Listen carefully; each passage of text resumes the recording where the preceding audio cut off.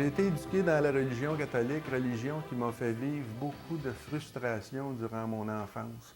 À un point tel qu'à l'âge de l'adolescence, j'ai tout laissé tomber ce qui s'appelait religion. Puis tout ce qui était religion spirituelle, là, je ne m'occupais plus de ça du tout, ça faisait plus partie de ma vie. J'ai été vivre une vie mondaine très active. Très, très, très active. J'ai même fait des choses qui étaient non recommandables. J'ai touché à peu près à n'importe quoi. À un moment donné, une dure épreuve, une très, très dure épreuve me fait naître en moi un besoin d'aller vers Dieu, sauf que je ne le connais pas, Dieu. Moi, je ne sais pas qui il est. La seule chose dans laquelle je crois, c'est Jésus, parce que ça, c'est prouvé, c'est vrai, c'est rationnel. On peut lire là-dessus, on peut prouver que Jésus est venu. Puis la seule manière que j'ai d'aller vers ça, c'est de retourner à la religion de mon enfance. Sauf que dans cette religion-là, je ne suis pas encore satisfait. Je m'ostine avec les curés. Ça n'a pas d'allure, ça ne marche pas pantoute. À un moment donné, je décide de lire la Bible. Je me dis comme ça, je vais rejoindre ce que je veux, mais je lis ça, puis plus je lis, moins je comprends. Je lis le premier chapitre, je comprends rien. Je lis le deuxième, je comprends encore moins. Puis plus j'avance, moins je comprends. Je pense que j'aurais compris plus un livre de chinois que ça. Un bon dimanche matin, je vais poser un geste qui est inhabituel chez moi, que je ne pose pas d'habitude. Je vais ouvrir la télévision, puis l'émission qui est diffusée, ça s'intitule « L'heure de la bonne nouvelle ». Puis j'écoute ça, puis ce qu'on y dit, ça fait mon affaire, parce que ça parle du sujet sur lequel je recherche, ça parle de Jésus, ça parle de Dieu, ça parle de sa parole. Puis j'écoute ça attentivement, puis au cours de l'émission, on nous propose d'écrire puis de faire venir un calendrier biblique, ce que je fais. Je reçois le calendrier pas longtemps après, ça a pris 3-4 jours.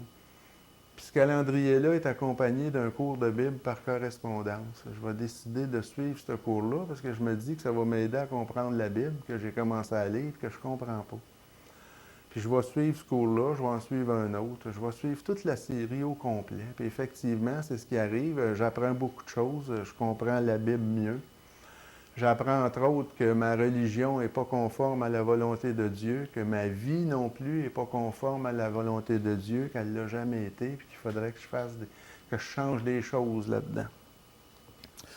Un bon samedi matin, Dieu fait que je suis invité à un déjeuner de l'espoir. Je me rends là, puis l'atmosphère qui est là est extraordinaire, ça m'impressionne au plus haut point. J'aime l'atmosphère qui est là, ces gens-là m'attirent, puis je ne sais pas pourquoi. Puis un bonhomme qui donne son témoignage, puis il y a quelque chose que je n'ai pas, que je voudrais avoir, quelque chose que je ne suis pas capable de définir.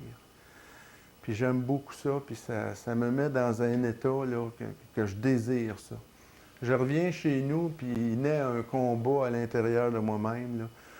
Je veux joindre les chrétiens, je veux laisser ma religion, puis je ne suis pas capable, je ne sais pas pourquoi. Puis ce combat-là devient tellement fort que j'en dors plus, puis je digère mal, puis je mange mal. Un jour, en complétant un de mes cours de Bible, un verset m'accroche, Matthieu 6, 21.